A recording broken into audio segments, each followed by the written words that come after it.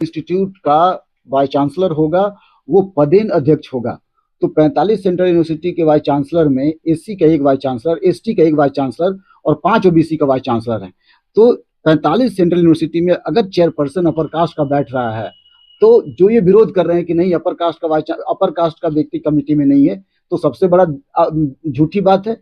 मतलब मसलन ये कि अपर कास्ट का व्यक्ति कमिटी का अध्यक्ष है। क्या जो अपर कास्ट के लोग विरोध कर रहे हैं, क्या आपने कभी इसको पढ़ा है कि बिना पढ़े विरोध करना शुरू कर दिया है? मुझे तो ऐसा लगता है कि भारत अनपढ़ों का देश है, ये पढ़ता उड़ता है नहीं। तो मैं ये कहना चाहता हूँ कि ये निश्चित तौर पे बड़ा आंदोलन होगा और अपर कास्ट के लोग, खासकर सवर्ण समाज के लोग ये समझ लें कि हम बैठने वाले नहीं हैं और हम इसके खिलाफ राष्ट्रव्यापी थोड़ी इंटरनेशनल स्तर पे हम इसके खिलाफ आंदोलन करेंगे। ये बात तो समझ लें। हमने इसके पहले भी इस मुद्दे को उठाया था, लगातार उठा रहा हूँ और हम लगातार इस मुद्दे को लेकर के अपना जो क्रांति का स्वर है उसको हम जारी रखें। साथियों नमस्कार। इस वक्त हमारे साथ प्रोफेसर विक्रम इलाहाबाद यूनिवर्सिटी से हमारे साथ मौजूद हैं। बातचीत करेंगे यूजीसी का जो गाइडलाइन आया है कि जातिगत भेदभाव जो यूनिवर्सिटी और कॉलेजों में जो हो रहे थे उसके विरोध में उन्होंने कानून लेके आया है, जिसका देखने में मिला कि जो अपर कास्ट के लोग हैं बड़े पैमाने पर सर विरोध करते हुए नजर आ रहे हैं। इस कानून को आप किस तरह देखते हैं सर? धन्यवाद। मैं सबसे पहले आपको जो कानून आया, जो गजेटियर में छपा है यूजीसी का गाइडलाइन, वो दिखाना चाहता हूँ। ये गाइडलाइन है और ये इंग्लिश हिंदी दोनों में है। और इस गाइडलाइन को लेकर के जो तथाकथित अपर कास्ट कह सकते हैं, तथाकथित सवर्ण कह सकते हैं, वो परेशान है। उनकी परेशानी के पीछे जो मुख्य बिंदु है, राजपूत समाज ने एक न्यूज घोषित किया है, वह मैं आपको दिखाना चाहता हूँ। इन्होंने, देखिए, राजपूत ऑफ इंडिया, ये अगर कैमरा में दिखाई पड़ रहा हो तो राजपूत इंडिया ने ये घोषित किया है कि ये प्रॉब्लम है। मैं आपको पढ़ के सुना रहा हूँ कि इन्होंने किन किन बातों पे प्रॉब्लम शुरू किया है। पहला ये कह रहे हैं कि बिना सबूत के दोष की धारणा, यानी इनका कहना है कि बिना सबूत के आधार पे जनरल कैटेगरी के बच्चों को दोषी किया जा सकता है, जो कि सरासर गलत है। दूसरा, इन्हें झूठी या दुर्भावना शिकायतों के लिए कोई सजा नहीं। ये पहले की यूजीसी ने पहले भी कई रेगुलेशन जारी किए हैं।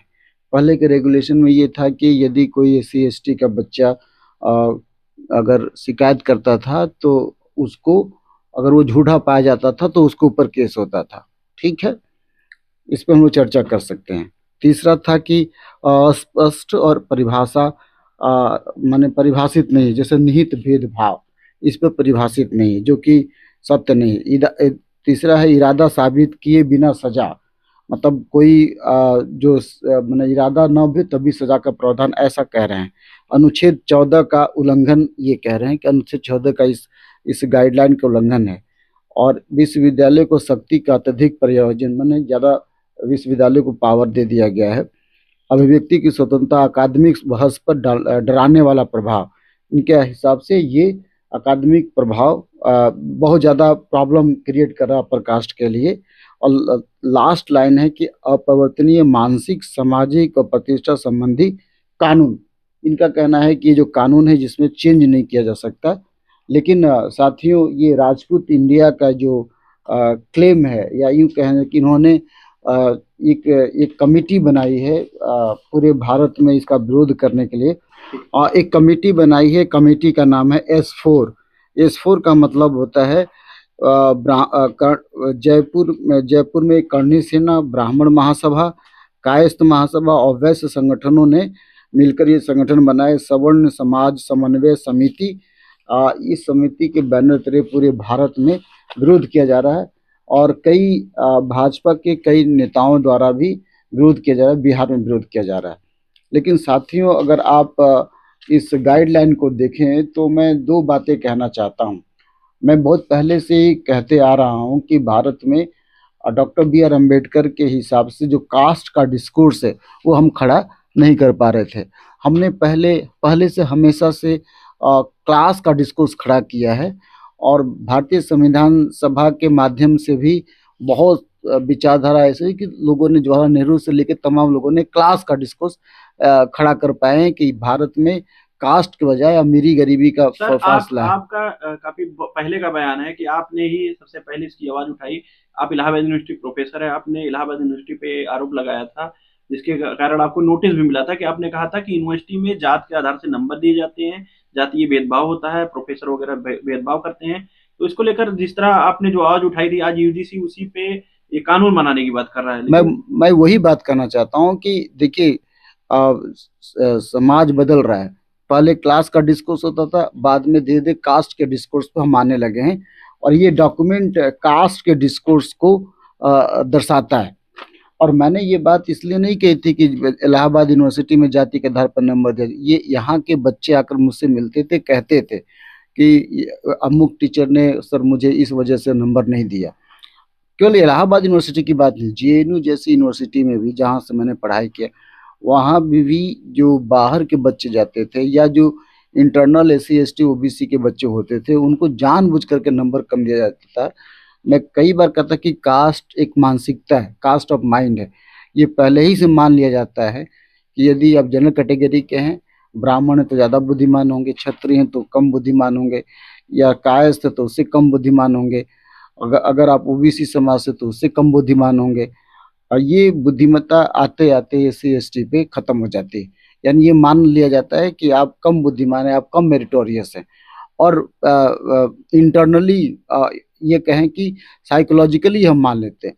तो पूरे भारत की इतिहास ही है कि भारत के डीएनए में जाति है, और जाति से हम बाहर कभी उबर नहीं पाए। यहाँ तक कि क्लास के डिस्कोर्स में भी हम जाति से बाहर उबर नहीं पाए। जैसे मसलन फॉर इंस्टेंस उदाहरण के स्वरूप, भारत के अब तक जितने भी शासक हुए, तमाम प्राचीन काल से लेकर के यहाँ तक, जी जी।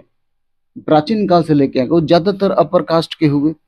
तो क्या होगा, अपर कास्ट की वजह से सारे रेगुलेशन उनके पक्ष में रहा है। ये टिल 1947 तक बीच में मुगल शासक आए, तो मुगलों ने भी भारतीय एजेंडे को ही लागू करवाया। रूलिंग क्लास हो सकता था वो थे, लेकिन राजपूत पॉलिसी चलाई, ब्राह्मण पॉलिसी चलाई, कायस्थ पॉलिसी चलाई, हम सब जानते हैं। अंग्रेजों के शासन काल में भी फ्रैकेनबर्ग ये कहता है कि केवल अपर कास्ट के लोगों ने जो अंग्रेज था उसको बदल दिए। आज़ादी के बाद हमारे पास आंकड़े हैं कि अभी मैं अगर आंकड़े से बात करूं तो बहुत भारी पड़ेगा। अब 33 जजों की संख्या में मात्र 2 जज आज तक चीफ जस्टिस हुए हैं। ये आंकड़े बताते हैं। आंकड़े देखिए बताते हैं कि इस केस में आंकड़े ये बताते हैं कि हाई एससी के 3% जज बने, एसटी के 2% जज बने हैं, और ओबीसी के 12%। कुल इस तरह से जनरल कैटेगरी के लगभग 77% लोग जज बने हाई कोर्ट में। 2% हम बने हैं। हमारे देश में केवल 2 ही केजी बालाकृष्णन और बीआर गवई ही चीफ जस्टिस ऑफ इंडिया रहे। तो हम क्या माने कि 33 जजों में वर्तमान समय में बाकी लोग जो हाई कास्ट के जज हैं, क्या वो जातिवाद नहीं है? मैं तो कहूँगा बिल्कुल जातिवाद है। क्या यूपीएससी के जो 2025 के अनुसार 1037 वैकेंसी में एससी एसटी के जो यूपीएससी में आए वो 158 और 73 है। बाकी जनरल कैटेगरी में है 446 जनरल कैटेगरी में है। क्या हम ये माने कि वहाँ जातिवाद नहीं है? इसके अतिरिक्त जो फांसी लगाने वाली संख्या है, करीब जो बच्चों ने फांसी लगाई है, वो बहुत भयावह कहानी है। 468 आत्महत्याएं लगभग होता है, जिसमें 23.5% एससी एसटी के लोग फांसी लगाने के कगार पे होते हैं। और मुंबई आईआईटी की बात है, जहाँ पे वहाँ के बच्चों ने कहा कि 9% बच्चों ने कहा कि हमारे साथ भेदभाव होता है। एट्रोसिटीज़ की कहानी देखिए तो क्राइम की जो ग्राफ है 28% 60 बढ़ा हुआ है, आदिवासियों पे 28% 8 बढ़ा हुआ है। कुल प्रत्येक दिन 12 मामले होते हैं, और 3 से 4% आदिवासी मामले होते हैं।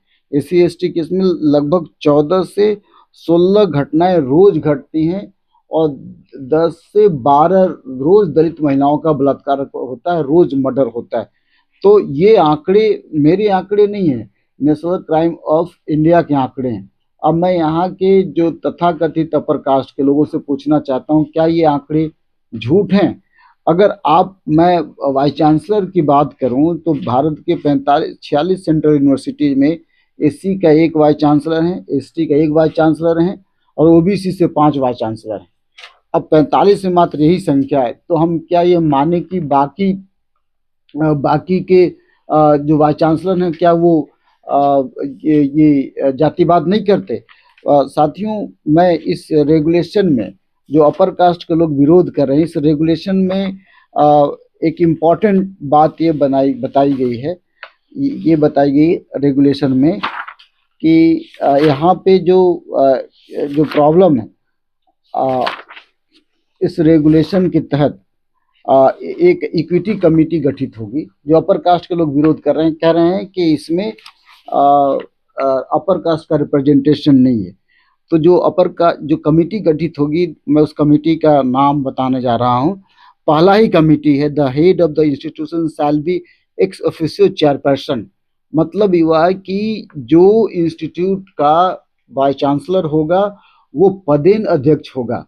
तो 45 सेंट्रल यूनिवर्सिटी के वाइस चांसलर में SC का 1 वाइस चांसलर, ST का 1 वाइस चांसलर और 5 OBC का वाइस चांसलर है।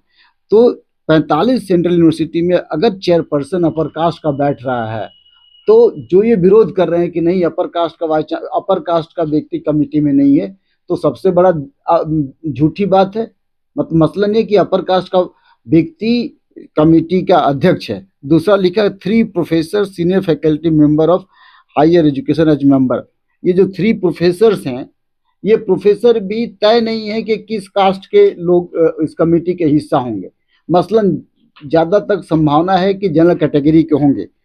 तीसरी बात, 1 staff member other than a teacher of the HEI as a member.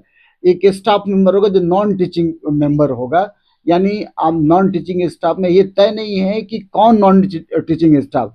जैसे रजिस्ट्रार जो है नॉन टीचिंग स्टाफ में आता है, प्रॉक्टर नॉन टीचिंग में आता है, या कंट्रोलर ऑफ एग्जामिनेशन। 3 बड़े पद होते हैं सेंट्रल यूनिवर्सिटी में, रजिस्ट्रार, प्रॉक्टर, आपका जो वित्त अधिकारी है 4, और कंट्रोलर। ये चारों जो आंकड़े बताते हैं कि मात्र 2 रजिस्ट्रार SC कैटेगरी से हैं, 2 रजिस्ट्रार SC कैटेगरी से हैं, OBC का तो पता नहीं। तो अगर 2 रजिस्ट्रार हैं तो ये स्टाफ मेंबर इस कमेटी के हिस्सा होंगे। तो इसके हिसाब से 1 चेयरपर्सन जो अपर कास्ट का होगा, 3 प्रोफेसर जो अपर कास्ट से बनेंगे, 1 स्टाफ मेंबर जो वो भी अपर कास्ट से बन रहे हैं। जो ये दावा किया जा रहा है कि केवल और केवल SC कैटेगरी OBC से रिप्रेजेंटेशन, ये गलत है। अगला चौथा पॉइंट है 2 representative from civil society having relevant experience as member. अब 2 सोसाइटी सिविल सोसाइटी से, यानी जो यूनिवर्सिटी से बाहर के जो सिविल सोसाइटी हैं, जो कोई NGO से जुड़ा है, कोई ज्यादातर NGO, अगर हम भारत सरकार की रिपोर्ट निकाले तो ज्यादातर NGO कौन चलाता है? क्या दलित चला रहे हैं NGO? क्या ST के लोग NGO चला रहे हैं? क्या OBC के लोग NGO चला रहे हैं? ज्यादातर NGO का आप लिस्ट उठा कर देख लें भारत में, तो उसके चेयरपर्सन अपर कास्ट के हैं। तो जो सिविल सोसाइटी के वहां भी अपर कास्ट के नजर आ रहे हैं। तो ये जो क्लेम करते हैं कि नहीं अपर कास्ट के लोग नहीं है, गलत है। नेक्स्ट दिया, the coordinator of equal opportunity centre cell as ex officio member secretary. अब यहाँ पे भी इंपॉर्टेंट है कि इक्वल अपॉर्चुनिटी ऑफिस का जो चेयरपर्सन होगा वो भी पदेन अध्यक्ष होगा, यानी 6ठा नंबर भी होगा। अब सवाल है कि इक्वल अपॉर्चुनिटी ऑफिस में बैठता कौन है? मुझे ठीक से याद है, मैं JNU का छात्र रहा हूँ। मेरे जमाने में इक्वल अपॉर्चुनिटी ऑफिस UGC ने ही बनाया था, जहाँ पे कहा गया कि बराबरी की बात होगी। तो संयोग से वहाँ के एक चेयरपर्सन SK थोरट थे जो दलित समाज से थे, एक दूसरे चेयरपर्सन जो OBC समाज से थे और कुछ अपर कास्ट से। तो यहाँ भी ये तय नहीं है कि जो इक्वल अपॉर्चुनिटी ऑफिस होगा उसका चेयरपर्सन दलित होगा या अपर कास्ट का होगा। यानी जो क्लेम किया जा रहा है कि रिप्रेजेंटेशन जो होगा केवल दलित समाज से होगा या ओबीसी समाज से होगा, ये सरासर गलत है।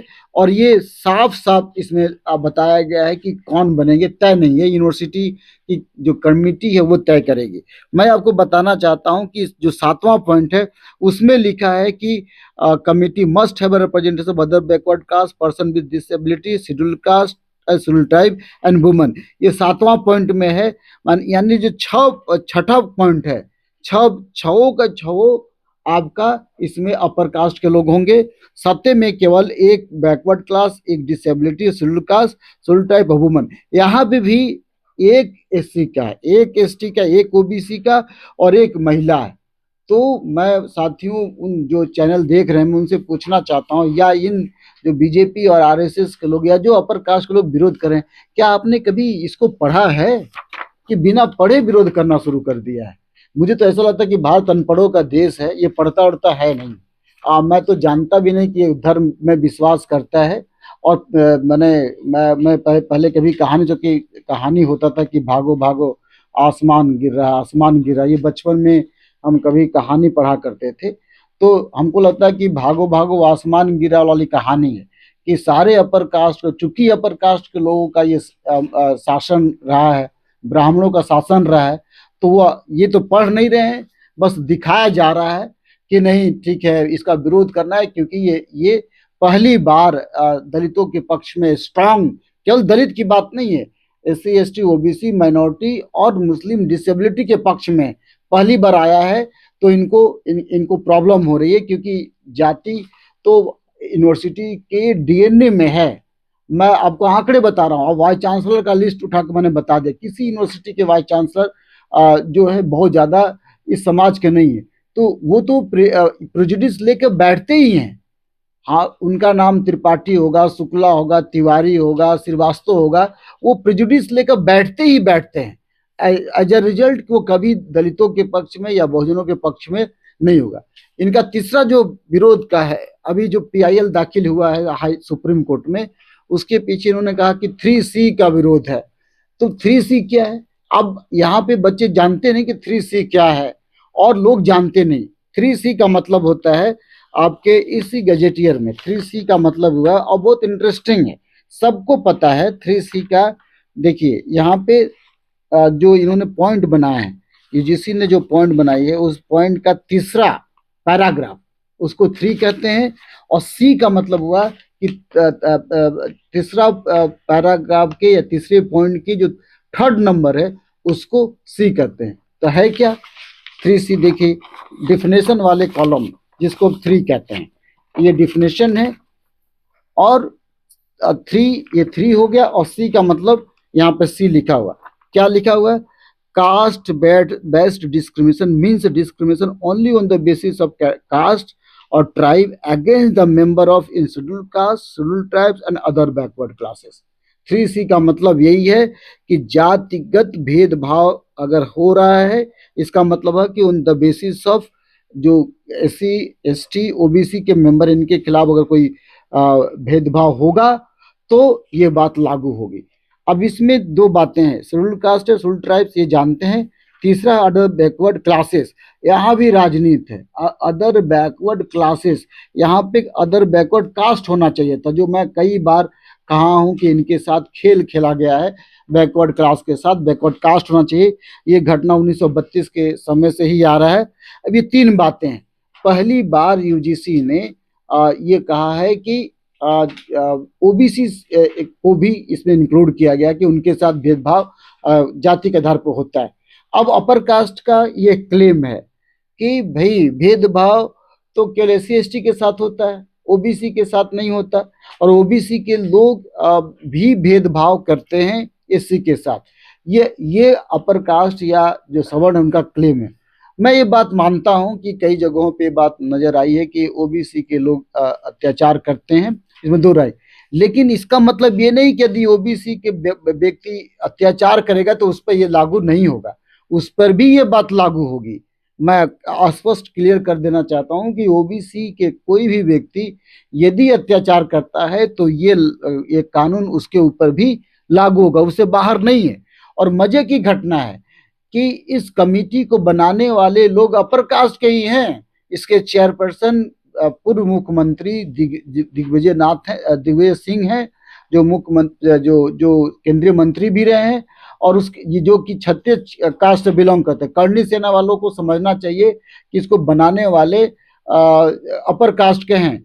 यूजीसी के जो मेंबर हैं उसमें एक केवल एससी का मेंबर है, एक एसटी के, बाकी सारे अपर कास्ट के मेंबर, जिसमें सभी के सभी सभी वाइस चांसलर हैं, सिटिंग वाइस चांसलर हैं। तो जब ये बनाया जा रहा है, आप ही के समाज के लोगों ने इसको कमेटी को बनाया, तब क्यों विरोध किया जा रहा है? और बड़ी इंपॉर्टेंट बात है कि ये under the governance of Dharmendra Pradhan के नेतृत्व में बनाया गया है, और आदरणीय हमारे ये जो देश के प्रधानमंत्री हैं, ये पहली बार जब बनाया गया तो इसको पार्लियामेंट्री कमेटी के सामने लाया गया, पार्लियामेंट्री कमेटी के सामने लाया गया, और पार्लियामेंट्री कमेटी को जो हेड करने वाले हैं वो अपर कास्ट के सभी लोग हैं, मुझे नाम नहीं पता लेकिन ज्यादातर हैं। उसके बाद सुप्रीम कोर्ट के गाइडलाइन, जो चीफ जस्टिस हैं, उस गाइडलाइन के हिसाब से जो चीफ जस्टिस, जो वर्तमान जो चीफ जस्टिस ऑफ इंडिया है सूर्यकांत मेरे ख्याल से हैं, वो जाति के ब्राह्मण हैं, और उन्होंने सख्त से सख्त हिदायत दे रखी थी कि इस तरह के गाइडलाइन आए कि भारत की यूनिवर्सिटी में जातिगत भेदभाव ना हो, क्योंकि रोहित वेमुला और पायल तड़वी के ओर से ये PIL ये केस किया गया था, और उस केस का हमारे पास ये डेटा भी है, आपको मैं केस दिखा रहा हूँ, ये हमारे पास उसका रिकॉर्ड भी है। आप ये देखिए, ये सुप्रीम कोर्ट ऑफ इंडिया में 2019 का ये रिट पिटीशन डाला गया था, अभी का नहीं है। अब 2022 चल रहा है, 25 चल रहा है, 26 चल रहा है, और उस वक्त से ये रिट पिटीशन डाला गया है। और इस पे जस्टिस सूर्यकांत हैं, देखिए यहाँ पे लिखा हुआ जस्टिस सूर्यकांत, उस तब जस्टिस थे, आज चीफ जस्टिस हैं। इन लोगों के गाइडलाइन में, और मूक नायक ने जो मूक नायक है, उन्होंने इस पे रिपोर्ट पब्लिश किया, और उस रिपोर्ट में मजे की घटना है कि हलफनामा दिया यूजीसी ने, यूनिवर्सिटी ग्रांट कमीशन ने हलफनामा दिया, किसको दिया? पार्लियामेंट्री कमेटी को दिया, और अब सुप्रीम कोर्ट ऑफ इंडिया को दिया। और यही यूजीसी जो हलफनामा दी है, उस हलफनामे के अनुसार एक डेटा है मेरे पास, देखिए इस हलफनामा में दिया गया है कि 2019-20 में 173 इंसिडेंट SC ST OBC के खिलाफ लाए गए यूनिवर्सिटी में, 173, 2020-21 में 182, 2021-22 में 186, 2022-23 में 241, 2023-24 में 378। और इस कमेटी ने, जो यूजीसी ने दिया, उसने ये कहा कि 118%, आप आंकड़े देखो, 2019-20 में 173 है, और 2023-24 में 378 है आंकड़े, इससे 118% की वृद्धि हुई है इनमें। और मान लीजिए सर, ये जो आंकड़े मैं एक आंकड़े और बता दूं कि ये 118 ही नहीं, मैं ये कह रहा हूं कि जो SC ST का जो एक्ट है, उस एक्ट के अनुसार, या जो घटनाएं घटी SC ST को लेकर के, उसमें भी ये घटनाएं, देखिए मैं इंडियन एक्सप्रेस का मैं डेटा आपको दे रहा हूं कि SC ST एक्ट में 2022 में 93 कन्विक्शन रेट था, और 877 छूट गए, 2023 में 92, और छूटने वालों की संख्या थी 1093, 24 में 1092, और 25 में 3062, और कन्विक्टेड 299।